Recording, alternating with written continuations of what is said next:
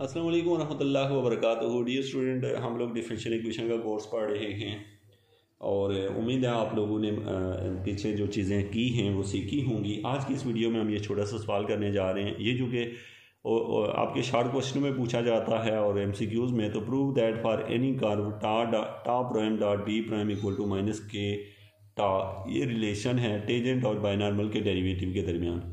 अब in relation को याद करने के लिए सेरेंट फेरेंट फार्मूले का आना बहुत ज़रूरी है और इसमें ये चीज़ें समझ आनी जो पीछे से मैं आपको समझाता आ रहा हूँ। आप वीडियोस को तरतीब से देख लें तो आप किसी भी चीज़ों को मिनट्स या सेकंड्स में भी कर सकते हैं। अब स्टूडेंट, चूँकि हमने लेफ्ट हैंड साइड ले ली टा प्राइम डॉट बी प्राइम, तो टा प्राइम की कीमत होती है के एन और बी प्राइम की कीमत होती है माइनस टा एन।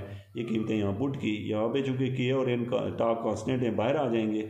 एन डॉट एन जो है वो 1 होता है, चूँकि ये दोनों यूनिट वेक्टर हैं और डिफरेंशियल ज्योमेट्री में आई जे के की जगह हम यूनिट वेक्टर टी एन और बी लिया करते हैं।